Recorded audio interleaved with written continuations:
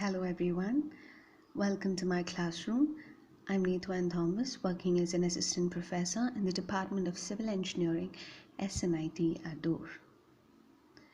So in today's class, we'll be learning about span of control in management. So what do you actually mean by span of control? It is simply the number of staff that report to a manager.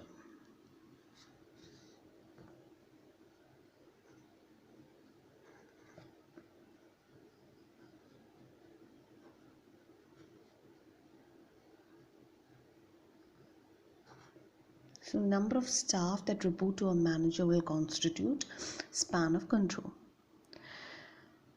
So for example, if a general manager has 5 managers in a factory, a general manager has 5 managers under the general manager in a factory of 3,000 employees.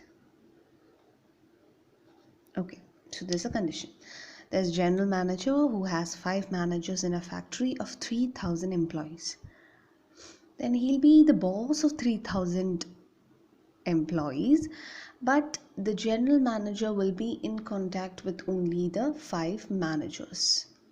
So we say that the span of control is 5. The number of staff that report to a manager, there'll be a main manager in an organization, so how many people is reporting to that manager is span of control. Now there are different types of span of management types. First one, wide span of control.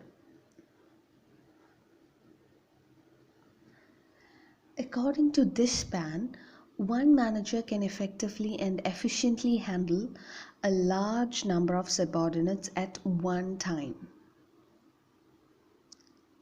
So, wide span means there is a manager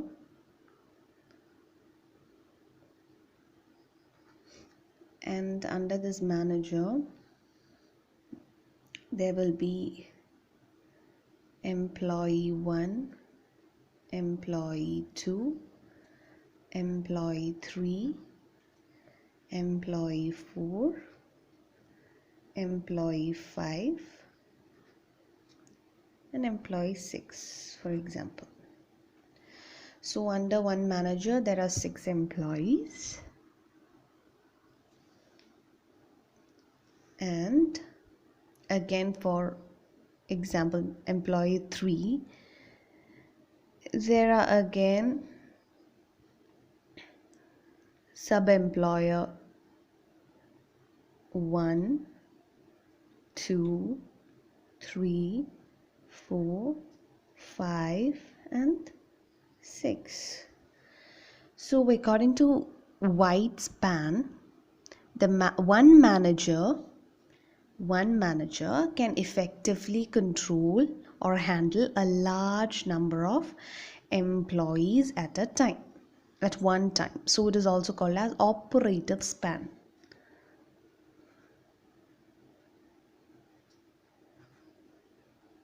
Okay. So it is primarily meant for the lower level managers. Organizations will have less hierarchical levels and a flat structure if they have wider span of management. Flat structures have fewer management levels. That is the concept. These are flat structures which so they have lesser number of hierarchical order will be low, or there will be minimum hierarchical levels. So that is wide span of control. Second type is narrow span of control.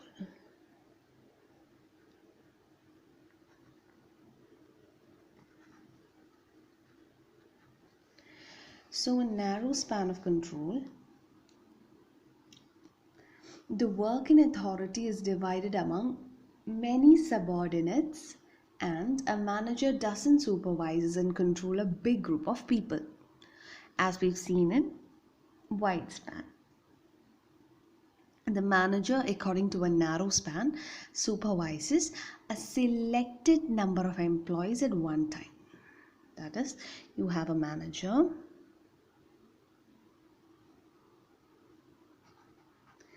and there are only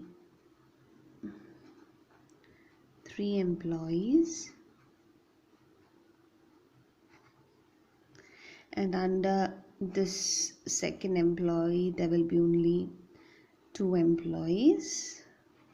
So this is narrow span. Under this employee 2 there will be only again 2 employees.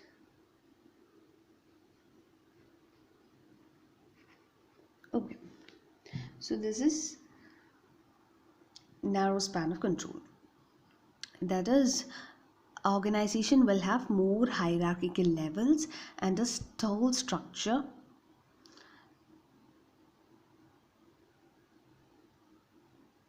As an organization grows, the number of management levels also increases and the structure grows taller. So in narrow span of control, the work and the authority is divided among many subordinates, and the manager will have only control on very few number of people, but not in a big group as that of the wide span. So hope you're clear about span of control in management and the types of span of controls. It is simple. Span of control is nothing but the number of staff that report to a manager, and the types are wide span and narrow span. Wide span means you have many number of subordinates under the manager, and in narrow span it is more of a vertical, or it's a taller structure. In taller structure, what happens? You have lesser number of people under one manager, so it is more effective to control.